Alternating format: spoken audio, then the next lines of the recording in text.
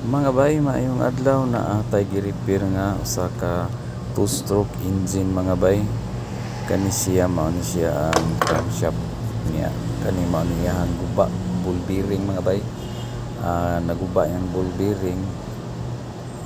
Hinungdan siguro ani mga bay ni tungod ni siyang overuse niya. Sasad ni ang fuel mixture ani wala masunog niya kani manihang kising diri nigikan manihang ball bearing sa crankshaft na siya oil seal bisan na ning duha mga bay ball bearing nga bag-o ilis niya oil seal sad pares ni silang duha niya ato nang gilimpyuhan diha mga bay ang iyang kuan fuel gum ano siya oil gum wala ni siya mahurot og kasunog mao ni nakastuck sa makina ihang bearing na guba ya kani ito na ning itaod ang iyahang new bearing ball bearing sa crankshaft mao ni ang pagtaod nato ani mga bay na ito gamitan og kani siya nga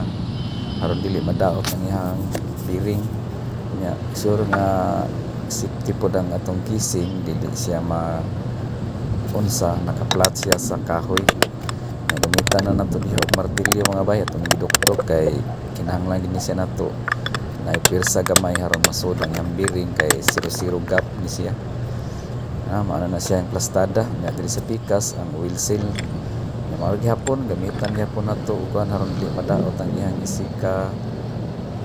kilid sa iyang kising kay delikado no niya maguba madaot na diha dunay madiferensya duna na nay hungaw ang iyang makina kana gigamitan gyapon nato na diha og kuan dukdok gyapon nato na diha okay na nataod na nato niya sunod tong baton ani kay ato namang nataod ang parts nga giilis nato ato ning i-assemble og balik sa makina kani manihang piston day mga bay manihang ring naka-carbon na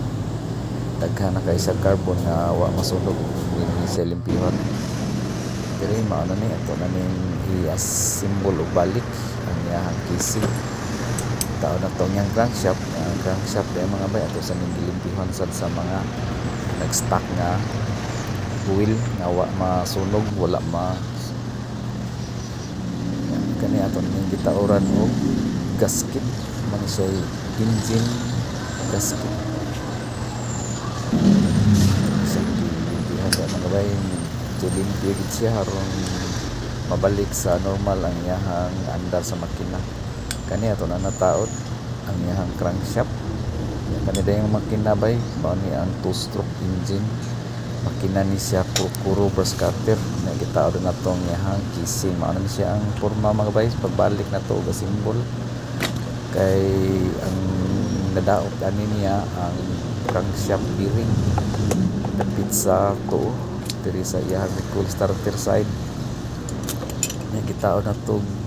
bolt na nato diha balik tulo ra ka bolt ang iyaan ni bay bolt sa kising engine sa lalong naapit siya sa iyahang plastada kay nakaplastar na siya na iba nya mao ni iyahang flywheel mga bay ato ning gitaod na shaky mao ni gitawag og sabing saya pa kunya mao ni naikon niya ang iyahang flywheel kani mao ni iyahang flywheel mga bay ato ning gitaod kaning flywheel mao ni siya ang silbi fan sa makina nagkuan nig hangin nya naa sa diri ang iyahang magnet nga mao mo create og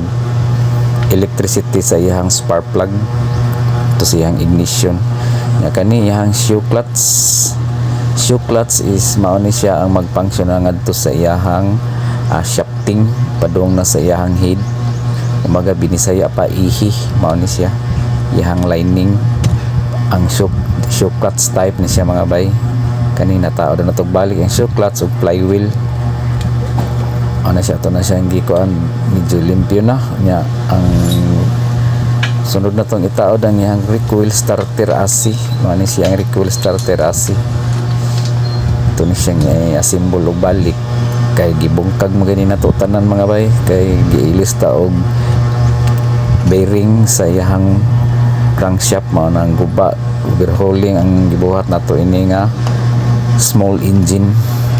nga to na nang gitao diha ang iyang mga screw sa recoil starter mga bay. Sunod na itong bahaton ani, i-check na to, i-testing na to ang iyahang mga pli, naman niya pli mga bay, normal na siya. Kay kanigod siya ni ungot manggunin mga bay, dili na ni siya ka pli, way pli ang iyang makina, kay